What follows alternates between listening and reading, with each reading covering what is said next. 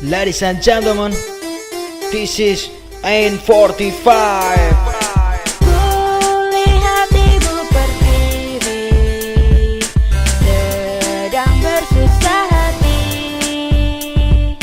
Air matanya berlinang, Mas Intan yang terkenang. Hutan, sawah, gunung, lautan, simpanan kekayaan. Kini ibu sedang marah, berhenti dan berdoa. Bumiku tercinta, kau Indonesia Raya. Tak kulihat lagi garangnya Garuda. Kau biarkan saja tetanggamu mencela, menindas satu dua orang yang ada di sana. Trik intrik elit politik. Kau bermain licik, bermainkan publik. Gempa Padang Tasikmalaya tak ada berita. Yang kau pikirkan hanya cicak versus buaya. Dimanakah rasa peduli sesama? Apakah tenggelam bersama uang yang kau punya? Atau telah langka seperti O2? Kau hanya acuh, selalu bikin ricuh. Tidakkah kalian rasakan ibu menang? Assalamualaikum warahmatullahi wabarakatuh. Selamat malam, puji syukur atas kehadiran Tuhan yang Maha Kuasa, yaitu Allah Subhanahu wa Ta'ala, yang masih memberikan kita berbagai nikmat. Perkenalkan, nama saya Siti Nurul Hasanah, nama panggilan saya Nurul. Umur saya 22 tahun, tempat tanggal lahir saya Surabaya 11 April 1991. Alamat saya Kampung Jarakosta, RT 3 RW 2, Desa Sukadanau, Cikarang Barat, Bekasi. Hobi saya SMS-an, telepon, baca Facebook, Twitter, email, dan lain-lain. Cita-cita saya ingin menjadi pengusaha sukses. Misalkan suatu saat saya tidak menjadi seorang karyawan di suatu perusahaan, saya bisa membuka lapangan usaha dari, contohnya agen dari bahan makanan pokok bahan makanan pokok, terus jadi bisa berkembang ke satu makro atau mungkin yang lainnya. Status saya belum nikah. Saya anak keempat dari 5 bersaudara. Moto saya, sebaik-baiknya manusia adalah yang paling banyak manfaatnya untuk orang lain. Tujuan dari pembuatan video ini untuk memenuhi syarat mengikuti uji kompetensi. Riwayat pendidikan saya SDN Wonokusumo 8 Surabaya, MTS Al-Mamur Cikarang Barat, SMK 11 Maret Cikarang Barat, dan terakhir di IKMI Rizkina Cikarang Barat.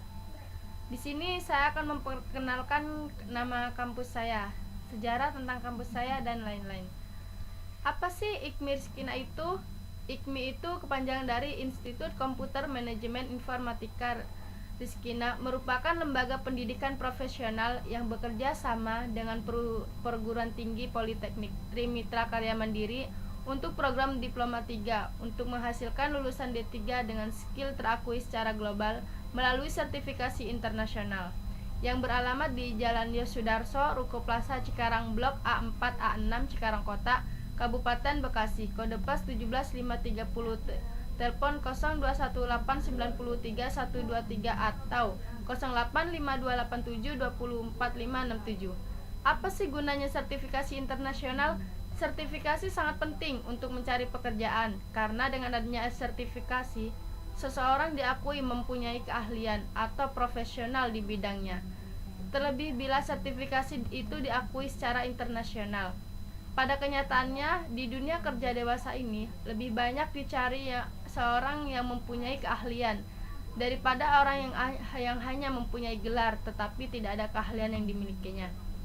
Kuliah di IKMI ini kuliah singkat 2 tahun menjadi AMD, pendidikan profesional bersertifikasi internasional, ijazah D3 terakreditasi internasional. IKMI menggunakan kurikulum internasional sehingga lulusan akan mendapatkan sertifikasi internasional berkualitas. Dengan ijazah D3 dan sertifikasi internasional, membuat lulusan akan sangat dihargai di berbagai perusahaan. Waktunya fleksibel.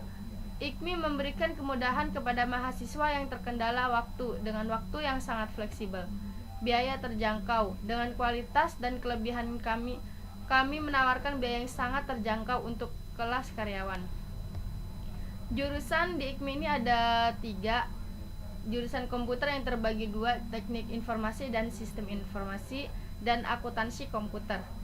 Visi dari IKMI menjadi lembaga yang terdepan dalam bidang ICT pada tahun 2021.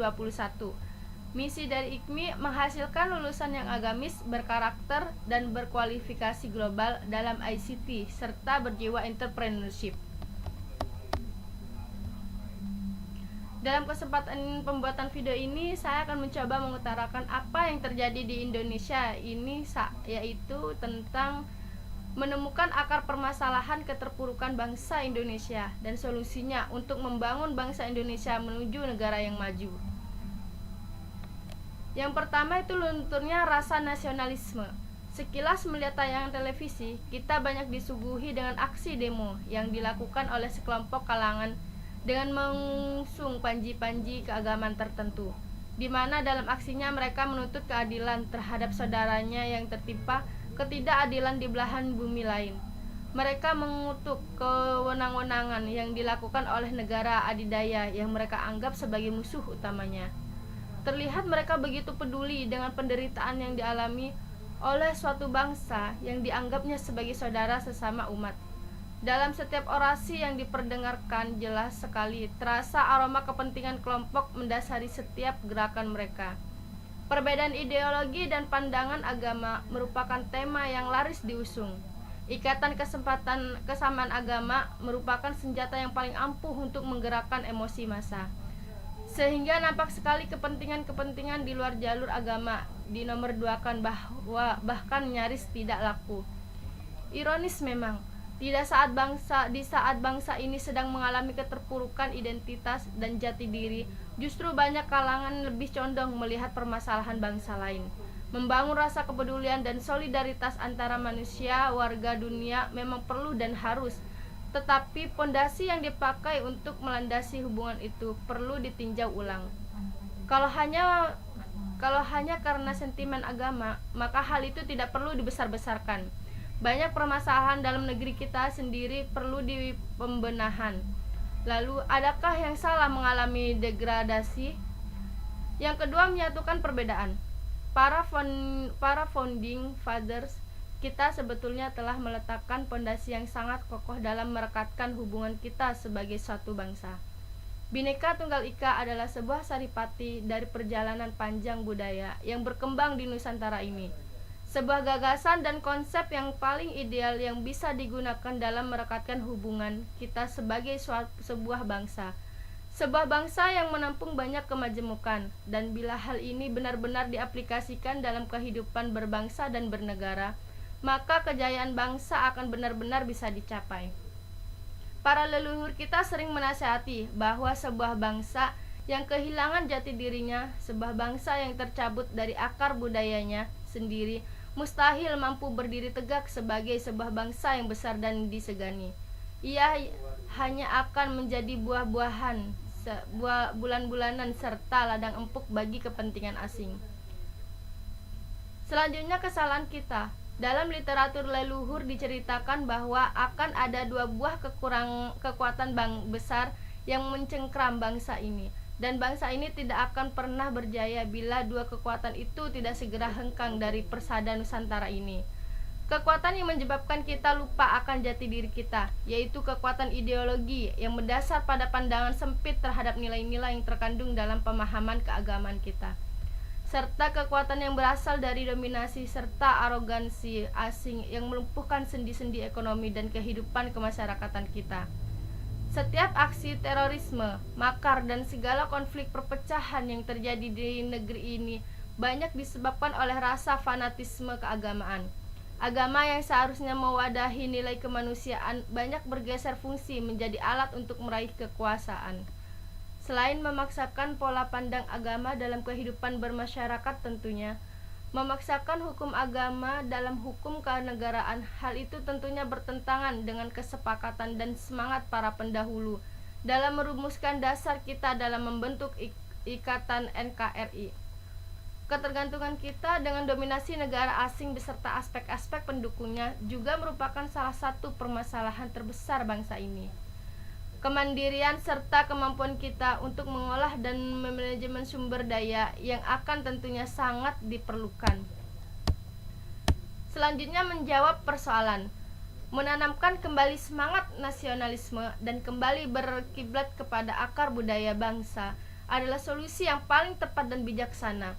Berkaca pada sejarah pada negara-negara besar yang memperoleh prestasi terdepan dalam kancah dunia adalah negara yang mempunyai akar yang kuat terhadap budaya aslinya. Dan tidak pernah ada idealisme impor mampu membawa perbaikan yang nyata. Seperti kasus yang melanda republik ini, perubahan hanya bisa terjadi dan dimulai dari dalam. Era reformasi diharapkan menghasilkan perubahan mendasar bagi kemajuan bangsa Indonesia, yang saat ini nampaknya belum begitu sangat mengalami perubahan. Hal ini disebabkan oleh beberapa persoalan krusial, di antaranya 1. Belum ditempatkannya pendidikan sebagai faktor prioritas. Belum ditempatkannya pendidikan sebagai faktor prioritas dan ujung tombak perubahan nasib bangsa yang mengakibatkan berbagai dampak negatif, seperti rendahnya kualitas, belum meratanya kesempatan memperoleh pendidikan, dan tidak terbentuknya sikap keterpelajaran yang utuh. Selanjutnya, hukum atau aturan perundang-undangan belum sepenuhnya ditegakkan. Karena hukum atau aturan perundang-undangan belum sepenuhnya ditegakkan, akibatnya KKN dan pelanggaran HAM masih belum bisa sepenuhnya diberantas.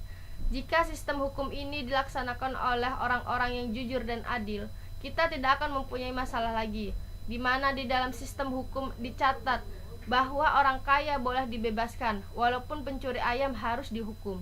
Seharusnya manusia patuh dan tunduk pada undang-undang, tetapi yang terjadi sementara ini adalah undang-undang yang mengikuti kehendak manusia. Selanjutnya, korupsi di Indonesia sudah begitu merajalela. Hampir tidak bisa dipungkiri lagi bahwa bangsa Indonesia salah satu negara yang paling korup di dunia. Banyak hasil survei yang telah membuktikan. Hal ini jelas mengherankan karena bangsa kita penganut setia agama. Semua agama mengajarkan moralitas, tetapi faktanya masyarakat kita melakukan hal yang bertentangan dengan nilai-nilai moral agama. Nampak bahwa korupsi di Indonesia sangatlah meruncing di semua bidang, termasuk di sektor pendidikan. Korupsi di Indonesia memang sedang mendarah daging dan mengakar hampir di semua bidang pekerjaan, mulai areal parkir sampai gedung wakil rakyat. Seperti sudah menjadi hal yang biasa.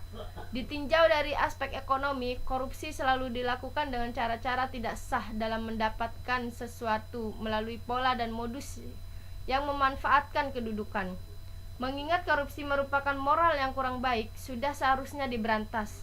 Meskipun korupsi di Indonesia memang sudah membudaya, menjadi kebiasaan yang sangat sulit diubah, namun bukan berarti tidak bisa diubah. Di mana ada kemauan, di situ pasti ada jalan. Kita harus yakin bahwa tidak ada penyakit yang tidak ada obatnya, termasuk korupsi. Pasti bisa disembuhkan. Obat paling mujarab adalah berikan hukuman seberat-beratnya pada pelaku korupsi. Jangan pandang bulu. Selanjutnya, krisis moral. Hampir setiap hari kita membaca dan mendengar saran-saran mengenai hal-hal moral bangsa Indonesia. Yang sangat sering dikatakan merusak moral anak bangsa kita adalah pornografi dan judi. Hal ini tidak hanya terjadi di kalangan masyarakat yang ada di perkantoran, tetapi juga di masyarakat pedesaan. Selanjutnya, belum adanya pemimpin yang siap jadi pemimpin. Saat ini, bangsa Indonesia mempunyai masalah kepemimpinan yang serius. Kita bisa lihat dalam masyarakat hampir tidak ada kepercayaan lagi terhadap segala macam pemimpin. Padahal tanpa pemimpin yang andal, negara ini tidak akan pernah keluar dari kemelut. Kriteria pemimpin yang baik harus seorang yang kuat keimanannya dan mantap keagamaannya. Pemimpin yang ideal yaitu tidak hanya dikenal sebagai seorang negarawan, namun pemimpin umat, sehingga nantinya dapat mengayomi serta menjadi teladan bagi rakyatnya. Selanjutnya, timbulnya krisis kepercayaan di berbagai bidang serta krisis kebudayaan. Peristiwa di tanah air saat ini ditandai oleh adanya indikasi lunturnya nilai-nilai kebersamaan, penghargaan dan identitas diri untuk menerima perbedaan antara satu kelompok dengan kelompok lainnya. Maraknya unjuk rasa saat ini antara lain disebabkan kurangnya kepercayaan dan suburnya rasa egoisme, oleh satu pihak kepada pihak lainnya. Krisis kepercayaan juga timbul disebabkan oleh menurunnya sikap nasionalisme akibat pendalaman nilai-nilai agamis yang rendah dan mengakibatkan terbentuknya pola pikir yang cenderung destruktif, sehingga menyebabkan masyarakat Indonesia ini cenderung menggunakan kekerasan sebagai jalan pemecahan masalah. Di samping itu, masyarakat Indonesia yang dicitrakan sebagai religius dan penuh sopan santun saat ini tengah mengalami krisis kebudayaan dengan munculnya budaya kekerasan. Akibatnya terjadi saling bentrok antar kelompok dan etnis. Sikap yang tidak mau menerima perbedaan ini adalah krisis kebudayaan, yakni fenomena ketika kebudayaan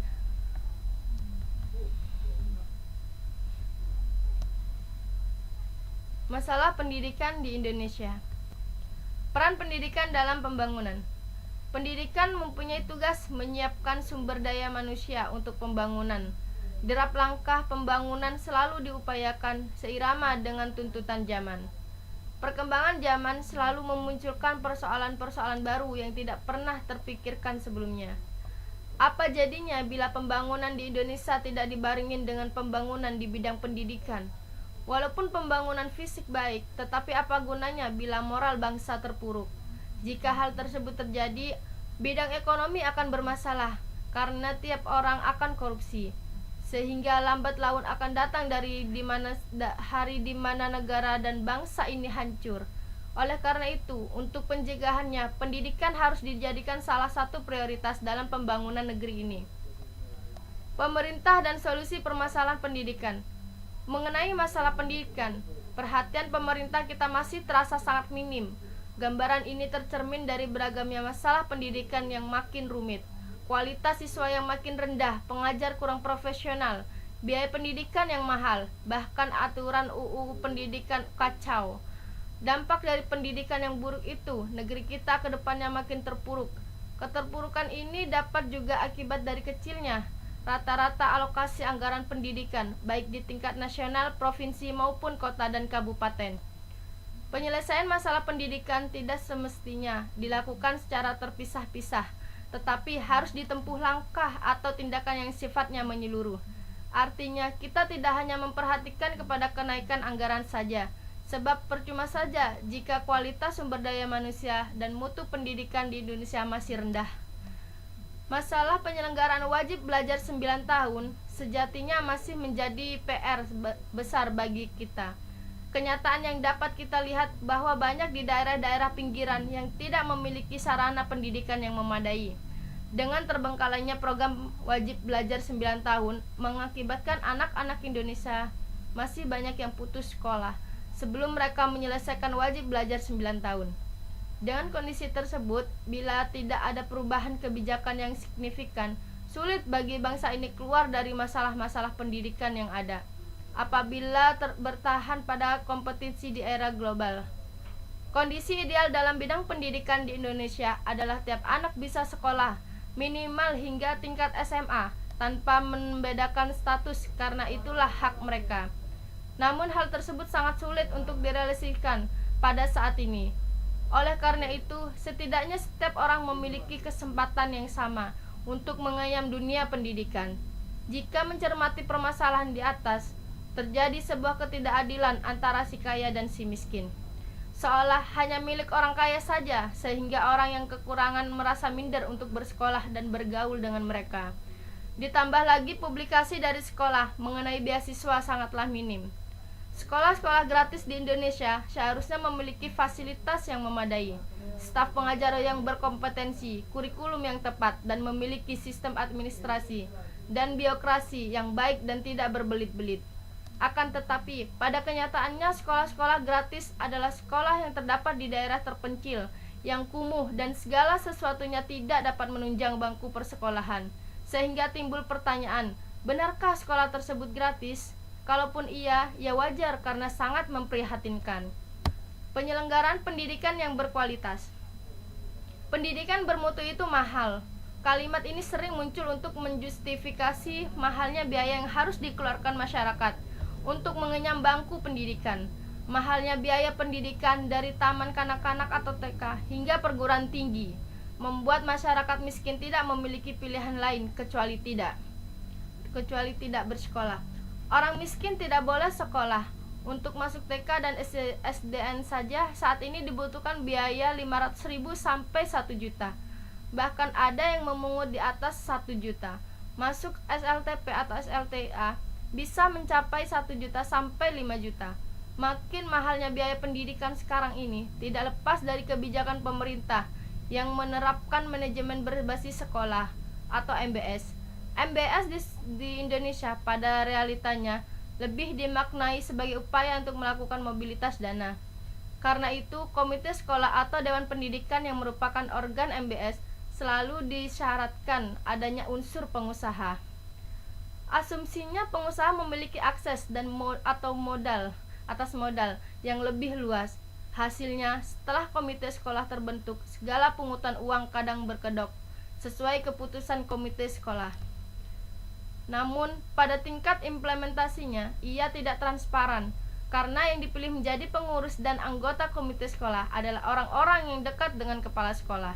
Akibatnya, komite sekolah hanya menjadi legitimator kebijakan kepala sekolah, dan MBS pun hanya menjadi legitimasi dari pelepasan tanggung jawab negara terhadap permasalahan pendidikan rakyatnya. Kondisi ini akan lebih buruk dengan adanya RUU tentang Badan Hukum Pendidikan, RUU BHP. Perubahannya status pendidikan dari milik publik ke bentuk badan hukum jelas memiliki konsekuensi ekonomis dan politis amat besar. Dengan perubahan status itu, pemerintah secara mudah dapat melemparkan tanggung jawabnya atas pendidikan warganya kepada pemilik badan hukum yang sosoknya tidak jelas. Perguruan tinggi negeri pun berubah menjadi badan hukum milik negara. Munculnya BHMN dan MBS adalah beberapa contoh kebijakan pendidikan yang kontroversial. BHMN sendiri berdampak pada melambungnya biaya pendidikan di beberapa perguruan tinggi favorit. Privatisasi dan swatanisasi sektor pendidikan. Privatisasi atau semakin melemahnya peran negara dalam sektor pelayanan publik tak lepas dari tekanan utang dan kebijakan untuk memastikan pembayaran utang. Utang luar negeri Indonesia sebesar 35-40% dari APBN setiap tahunnya merupakan faktor pendorong privatisasi pendidikan. Akibatnya sektor yang menyerap pendanaan besar seperti pendidikan menjadi korban. Dana pendidikan terpotong hingga tinggal 8%. Dalam APBN 2005, hanya 5,82% yang dialokasikan untuk pendidikan.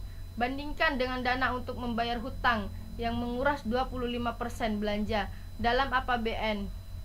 Rencana pemerintah memprivatisasi pendidikan dilegitimasi melalui sejumlah peraturan, seperti Undang-Undang Sistem Pendidikan Nasional, RUU Badan Hukum Pendidikan, Rancangan Peraturan Pemerintah RPP tentang pendidikan dasar dan menengah, dan RPP tentang wajib belajar.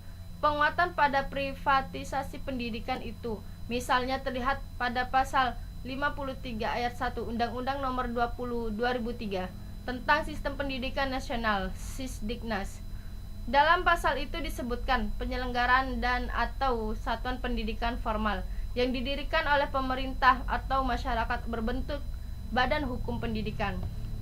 Seperti halnya perusahaan, sekolah dibebaskan mencari modal untuk diinvestasikan dalam operasional pendidikan. Koordinator LSM Education Network World Justice ENJ menilai bahwa dengan privatisasi pendidikan berarti pemerintah telah melegitimasi komersialisasi pendidikan dengan menyerahkan tanggung jawab penyelenggaraan pendidikan ke pasar. Dengan begitu, nantinya sekolah memiliki otonomi untuk menentukan sendiri biaya penyelenggaraan pendidikan.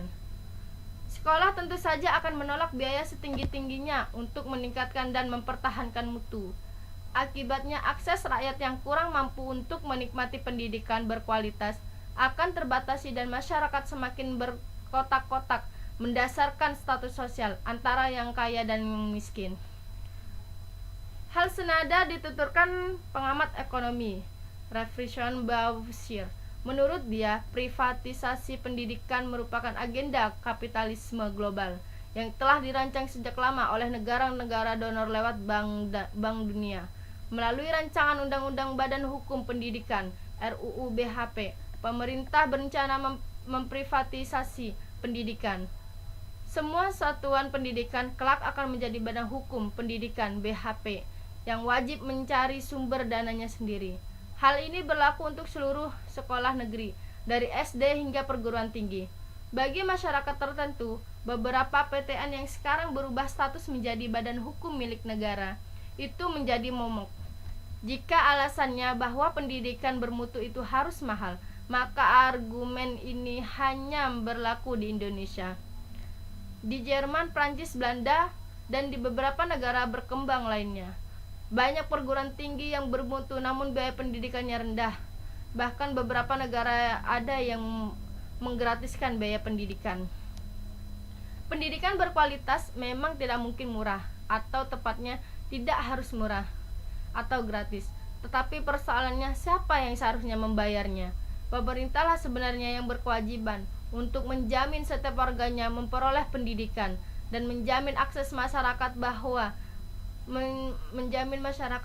untuk mendapatkan pendidikan bermutu. Akan tetapi kenyataan pemerintah justru ingin berkilah dari tanggung jawab. Padahal keterbatasan dana tidak dapat dijadikan alasan bagi pemerintah untuk cuci tangan. 7 cara menyelamatkan bangsa Indonesia dari keterpurukan.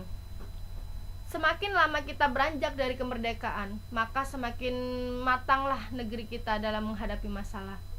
Tetapi tanda-tanda negeri kita semakin jaya jauh dari harapan. Alih-alih semakin jaya, tanda-tanda malah mengarahkan kita kepada keadaan bahaya. Hal ini ditemukan dalam berbagai masalah polemik negeri ini seperti perzinahan, dusta di mana-mana, kerusuhan, pembunuhan, bahkan penistaan di mana-mana. Berikut 7 cara menyelamatkan Indonesia dari keterpurukan. Yaitu yang pertama, pendidikan moral. Model pendidikan harus menyentuh seluruh aspek kehidupan dan berbasis akhlak dan moralitas. Tanpa pondasi akhlak, setinggi apapun pendidikan yang diraih hanya akan melahirkan manusia yang haus kekuasaan. Yang kedua, membersihkan akidah. Percik-percik noda pada penduduk mayoritas Indonesia harus senantiasa dibersihkan, terutama dari paham sekuler, liberal, dan plural yang mendorong kebebasan tak berujung pada masyarakat. Yang ketiga, hukum yang adil. Peradaban hanya akan maju ketika semua manusia duduk sama rendah dan berdiri sama tinggi di hadapan hukum. Hanya dengan keadilan, kemanusiaan mampu bersinar dan terang. Yang keempat, benahi politik. Dalam politik lawan takkan pernah melukaimu, tapi teman bisa membunuhmu. Mulai sekarang kita harus merubah politik yang kotor menjadi yang lebih manusiawi, bermartabat dan menjunjung nilai-nilai tinggi. Yang kelima, menyudahi permusuhan. Jangan ada lagi permusuhan dan dendam, maka berbaikanlah. Jadilah orang pertama yang meminta maaf dan memaafkan. Yang keenam, sedikit bicara, banyak mendengar. Dengan belajar mendengar, maka kita juga belajar memahami orang lain. Dan dengan memahami orang lain, kita telah berusaha menciptakan kehidupan yang lebih baik untuk masa depan. Yang ketujuh, jadilah teladan. Jadilah teladan, berikan contoh dan ajarkan kebaikan pada orang lain dengan melakukan kebaikan secara konsisten. Seringkali kita melihat masalah hanya dari kacamata pribadi. Tidak ada yang salah tentang kehidupan ini. Yang salah hanya pada saat kita tidak mau mengerti tentang kehidupan. Saya Siti Nur Hasanah, kurang lebihnya mohon maaf. Wassalamualaikum warahmatullahi wabarakatuh.